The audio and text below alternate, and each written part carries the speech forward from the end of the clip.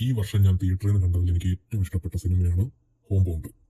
നിങ്ങൾക്ക് ഈ തമിഴിലെ പാരഞ്ജിത്ത്, വെട്രിമാരൻ ഇവരുടെയൊക്കെ സിനിമകൾ ഇഷ്ടമാണെങ്കിൽ, അതായത് അങ്ങനത്തെ ഒരു പാറ്റേൺ ഓഫ് മൂവീസ് ഇഷ്ടപ്പെടുന്ന ആൾക്കാരാണെങ്കിൽ നിങ്ങൾക്ക് ഈ സിനിമ തീർച്ചയായിട്ടും ഇഷ്ടപ്പെടും. നിങ്ങൾ ഹിന്ദിയിലെ മസാൻ എന്ന് പറയുന്ന വിക്കി കൗശലിന്റെ സിനിമ കണ്ടിട്ടുണ്ടെങ്കിൽ, അത് ഇഷ്ടപ്പെട്ടവരാണെങ്കിൽ അതിന്റെ ഡയറക്ടർ ചെയ്യുന്ന രണ്ടാമത്തെയാണെന്ന് തോന്നുന്നു, അത് രണ്ടാമത്തെ സിനിമയാണ് ഹോം ബൗണ്ട്. അത് മാത്രമല്ല, 2025 ഇന്ത്യയുടെ ഓസ്കാർ അവാർഡിനുള്ള ഒഫീഷ്യൽ നോമിനേഷനാണ് ഈ സിനിമ. പിന്നെ ഒരു അവാർഡ് പടം പോലത്തെ ഒരു മൂഡിലാണ് പോകുന്നെങ്കിലും കഥ കുറച്ച് നല്ല അത്യാവശ്യം പേസിലാണ് പറഞ്ഞു പോകുന്നത്. ഇങ്ങനെ ലഞ്ച് ബോക്സ് പോലെ അത്രയും കുറച്ചുകൂടെ സ്ലോ ആയിട്ടല്ല പോകുന്നത്, കുറച്ചുകൂടെ ഫാസ്റ്റ് മൂവിങ് ആണ്. ഞാൻ കണ്ട തിയേറ്ററിൽ ഇന്റർവെൽ ഒന്നും ഇല്ലായിരുന്നു, അപ്പോൾ പടം തുടങ്ങിക്കഴിഞ്ഞാൽ പിന്നെ അവസാനിച്ചപ്പോഴാണ് തിയേറ്ററിൽ ഇറങ്ങാൻ പറ്റിയത്. അതുപോലെ നമ്മൾ പിടിച്ചെടുത്ത് നമുക്ക് ബോറടിക്കുമോ അങ്ങനെ ഒന്നുമില്ല.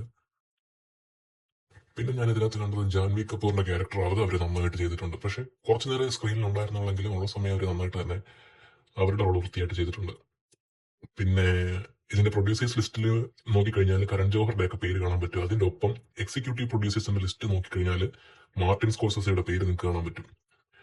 എനിക്ക് തോന്നുന്നു പുള്ളി നമ്മുടെ മലയാളത്തിലെ കുമ്മാട്ടിയൊക്കെ പടം റീഎഡിറ്റ് ചെയ്യുന്നതിന്റെ ഭാഗമായിട്ട് പുള്ളിയുടെ അണ്ടറിൽ വരുന്ന ഒരു ഇൻസ്റ്റിറ്റ്യൂട്ട് ആണ് അതിന് സപ്പോർട്ടൊക്കെ ചെയ്തു കൊടുത്തപ്പം അങ്ങനെ ആണെന്ന് തോന്നുന്നു. ഈ റീജിയണൽ ഫിലിംസിനെ സപ്പോർട്ട് ചെയ്യുന്നതിന്റെ ഭാഗമായിട്ടോ തോന്നുന്നു എക്സിക്യൂട്ടീവ് പ്രൊഡ്യൂസേഴ്സിന്റെ ലിസ്റ്റിൽ അദ്ദേഹത്തിന്റെ പേര് കാണാൻ പറ്റി.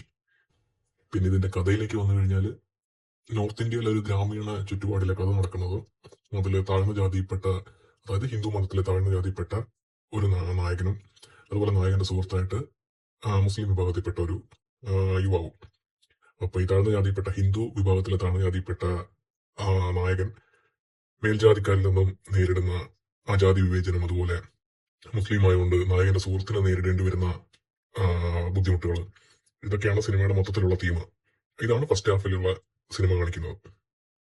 സെക്കൻഡ് ഹാഫിൽ വരുമ്പോഴത്തേക്കും ഈ ഒരു സ്റ്റോറിയുടെ വേറൊരു കണ്ടിന്യൂഷനാണ്. അതായത് കൊറോണ വരും. കൊറോണ വന്നിട്ട് ഇവരൊരു സ്ഥലത്ത് ട്രാപ്പായി കിടക്കും, ജോലി അന്വേഷിച്ച് പോയിട്ട് ഒരു സ്ഥലത്ത് ട്രാപ്പായി കിടന്നിട്ട് അവിടെ നിന്ന് തിരിച്ച് വീട്ടിലേക്ക് നടന്നു വരുന്നതാണ്. ഏകദേശം എനിക്ക് 1500 കിലോമീറ്റർ ഉണ്ടാവും തോന്നുന്നു. അവർ നടന്നു വരുന്നതും അവർക്ക് ആ യാത്ര പൂർത്തീകരിക്കാൻ പറ്റുമോ ഇല്ലയോ എന്ന് കാണിക്കുന്നതാണ് സിനിമയുടെ മൊത്തത്തിലുള്ള ഒരു ഇതിവൃത്തം. അപ്പോൾ നിങ്ങൾ ഇങ്ങനത്തേക്ക് ഒരു ഫീൽ ഗുഡ് അല്ലെങ്കിൽ സർവൈവൽ പോലത്തെ ഒരു സിനിമയുടെ ഫാനാണെങ്കിൽ നിങ്ങൾ തീർച്ചയായിട്ടും കണ്ടിരിക്കേണ്ട സിനിമയാണ് ഹോം ബൗണ്ട്.